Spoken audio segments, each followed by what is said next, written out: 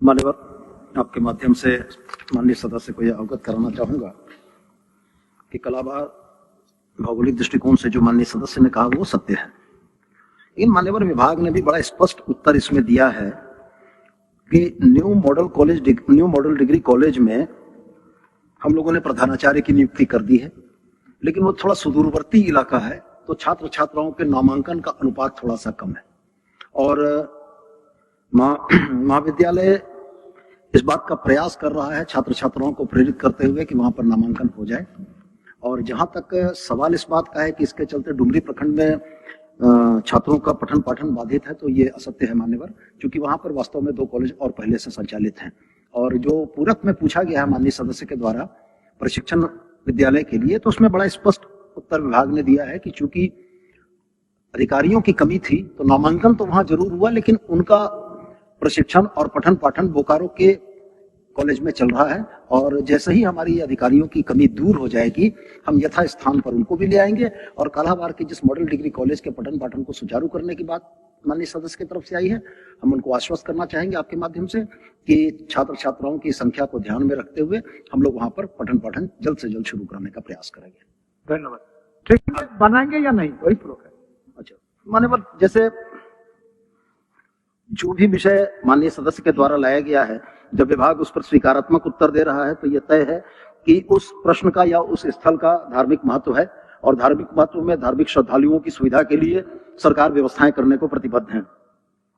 मैं इनसे सिर्फ यही कहना चाहता हूं कि बहुत स्पष्ट उत्तर आया है कि विभागीय पत्रांक 198 दिनांक 13/2/2025 द्वारा उक्त स्थल को पर्यटक स्थल के रूप में घोषित करने का प्रस्ताव जिला पर्यटन संवर्धन परिषद के समक्ष विचारार्थ रखने हेतु उपायुक्त को हम लोगों ने निर्देशित किया है। डीटीपीसी से अप्रूवल के बाद मान्यवर उसको एसटीपीसी से अप्रूव करते हुए आने वाले समय में निश्चित रूप से माननीय सदस्य की भावना के आलोक में वहां पर कोई न कोई बेहतर काम कराने का हम लोग प्रयास करेंगे। चलिए, धन्यवाद। मंत्री जी,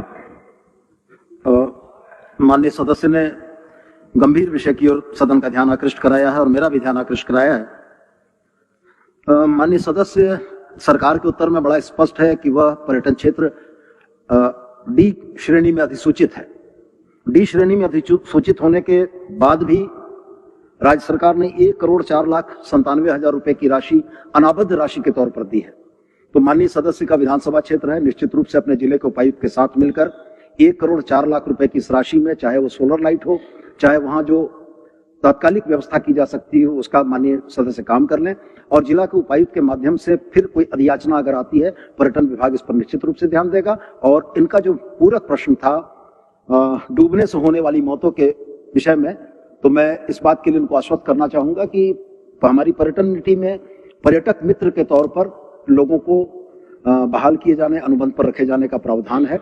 मैं अपने जिला टूरिज्म ऑफिसर से बात कर लेता हूं। बठिंडा पॉल के पास जिन लड़कों का ये जिक्र कर रहे हैं, जो गोताखोरी जानते हैं, उनको पर्यटक मित्र के तौर पर सूचीबद्ध करते हुए गोताखोरी के ट्रेनिंग और पर्यटकों की जान बचाने का प्रशिक्षण देने का हम लोग प्रयास करेंगे।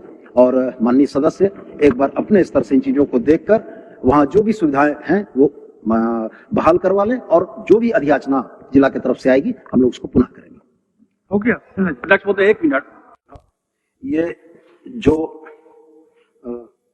प्रतिमा देवी इस भूखंड की आवंटी थी, उन्होंने जो आवास बोर्ड के साथ एग्रीमेंट किया था मान्यवर, उसमें बड़ा स्पष्ट यह लिखता है, जिस पर उनके भी हस्ताक्षर है, उन्होंने जो एग्रीमेंट किया था, that the settler will pay to the board without waiting for any demand for balance cost premium installment as per clause 5 of the allotment letter beginning from first day of the month of November for the year of 2011 in 60 monthly equated installment। यहीं पर cash है मान्यवर।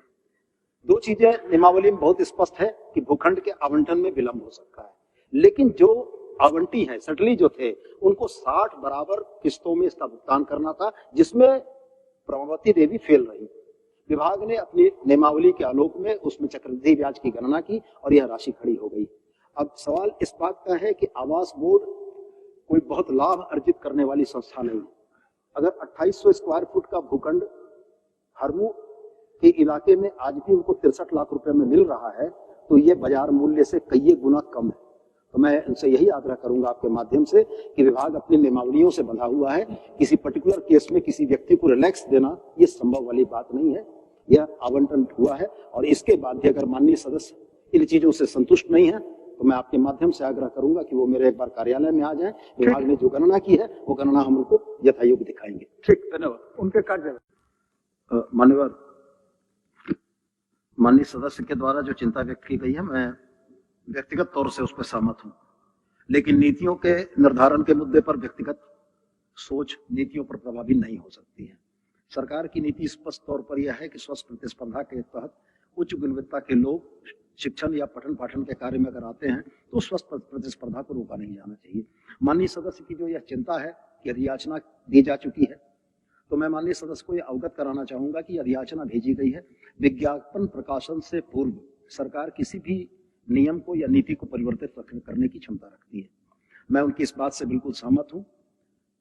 दो चीजों पर मैं आपके माध्यम से उनको आश्वस्त करना चाहूंगा। पहला तो उनके प्रतिवर्ष सेवा की अवधि के अनुभव को वेटेज में परिवर्तित करने पर, और दूसरा, यदि उम्र सीमा के वजह से उनके प्रतियोगी परीक्षाओं में भाग लेने के मसले बाधित होते हैं तो वैसी स्थिति में हम लोग सहानुभूति पूर्वक पर्टिकुलर इन 700 प्रतिभागियों के लिए उम्र सीमा में छांट करने का भी कुछ ना कुछ प्रस्ताव लाएंगे। तो मैं समझता हूं कि माननीय सदस्य सरकार के इस लिबरल एटीट्यूड से संतुष्ट होंगे और इसके बाद सरकार को अपना काम करने देंगे कि वेटेज क्या होगा, उम्र सीमा के छांट करने की प्रक्रिया क्या होगी। इन तमाम चीजों पर हम लोग विचार करके जेपीएससी को सूचित करेंगे।